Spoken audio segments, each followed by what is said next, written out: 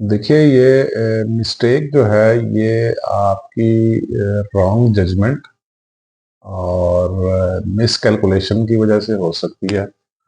यानी आपने किसी चीज़ को सही तरीके से एनालाइज नहीं किया और आपने किसी वक्ती खूबसूरती या वक्ती ब्यूटी की वजह से आप उसके लस्ट का शिकार हो गए, ये वजह भी हो सकती है।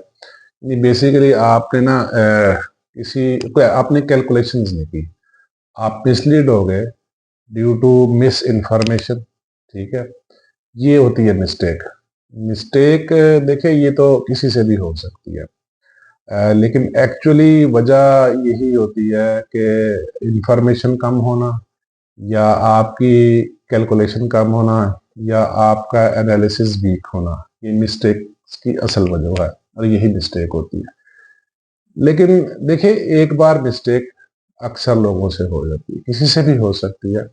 एक बार मिस्टेक तो तकरीबन जायज़ है, इसमें कोई मसला नहीं।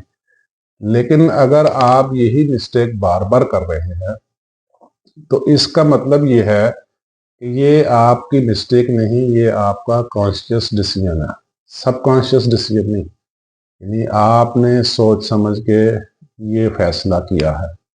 देखिए एक बार से ज्यादा अगर आप सेम मिस्टेक कर रहे हैं तो वो आपका डिसीजन होगा। अगर दो बार से ज्यादा सेम मिस्टेक कर रहे हैं तो वो आपकी आदत होगी, यानी वो आपकी आदत बन जाएगी, आदत में शामिल होगी।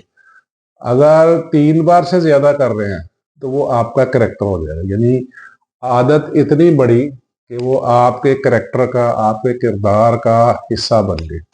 ये तरीकाकार है। इसकी तीन कैटेगरी हैं। एक है मिस्टेक, मिस्टेक के बाद आ गया आपका कॉन्शियस डिसीजन, जो कि एक बार से ज्यादा गलती की। दो बार से ज्यादा गलती की तो आपका ये करेक्ट अपना सॉरी हैबिट हो गई। तीसरी बार से ज्यादा गलती की तो ये आपका करेक्टर हो गया। ठीक है, ये चीजें गलत है। पहली बार मिस्टेक गलती की माफी है, ठीक है। अब इससे ज्यादा करेंगे तो वो आपके लिए नुकसानदेह साबित होगी। ठीक है, अच्छा अब ये बार बार गलतियां करते क्यों हैं? बार बार गलतियां करने की असल वजह यह है कि हम उनसे सबक सीखते नहीं। सबक नहीं सीखते उसकी असल वजह यह है कि हो सकता है, ये बड़ी गौरतलब बात है, हो सकता है आपकी रिपीटेड मिस्टेक्स के साथ कोई लस्ट जुड़ी हुई है, कोई ग्रीड जुड़ा हुआ है और आपकी ईगो भी हो सकती है। ये इसमें तीन चीजें हैं, लस्ट है, ग्रीड है और ईगो है। ठीक है, ये रिपीटेड मिस्टेक मैंने जितना भी एनालिसिस किए हैं, रिपीटेड मिस्टेक्स के साथ ये चीजें जुड़ी हुई होती हैं। आप ये गौर करें कहीं ऐसी कोई चीज तो नहीं इसके साथ अटैच। बहुत सारी चीजें ना सबकॉन्शियस में होती हैं, वो बंदे को समझ नहीं आ रही होती, इसलिए आप अपना कॉन्शियस जो है ना वो एक्टिव रखा करें। आप हर चीज को थोड़ा एनालाइज किया करें। ठीक है, तो ये इससे मिनिमाइज हो सकती है। अच्छा इस दुनिया के ना ज्यादातर लोग जो है ना वो सबकॉन्शियस के साथ चल रहे होते हैं, यानी जो इंफॉर्मेशन स्टोर्ड होती है 90 to 95% सबकॉन्शियस के साथ। वो एक प्रोफेसर है गैरल्ड जाल्टमान, सही मुझे नाम स्पेल करने में गलती हो रही है, प्रोफेसर गैरल्ड जाल्टमान। ये हार्वर्ड यूनिवर्सिटी का प्रोफेसर, उसने एक रिसर्च की थी कि जो 95% खरीदारी के फैसले होते हैं, जो परचेजिंग डिसीजंस होते हैं, जो प्रोक्योरमेंट डिसीजंस होते हैं, वो सारे 95% सबकॉन्शियस की बुनियाद पे होते हैं। यानी आपने अमूमन देखा होगा कि आप किसी जगह से कोई चीज़ खरीदते हैं तो आप अक्सर वहीं फिर जाया करेंगे। ठीक है, यानी 95% ऑफ द केस आप अक्सर वहीं जाया करेंगे अनटिल अनलेस कि किसी दूसरी जगह से कोई आपको कोई अट्रैक्शन मिली है तो फिर आप अपना वो परचेजिंग पॉइंट चेंज करेंगे। ठीक है, तो ये अच्छा, सबसे बुनियादी बात इन सारी बातों की जो जड़ है ना, जो गलतियों की जो जड़ है, वो लैक ऑफ सेल्फ अवेयरनेस है। ठीक है, कुल मिला के जो लुबे लुबाब जो रिजल्ट है वो बेसिक है lack of self awareness. Lack of self awareness की वजह से गलतियां करते हैं। इस दुनिया के जो 90 से 95% लोग हैं ना, वो ये समझते हैं कि हमारे अंदर लैक ऑफ सेल्फ अवेयरनेस नहीं है। ठीक है, यानी they are very well self aware.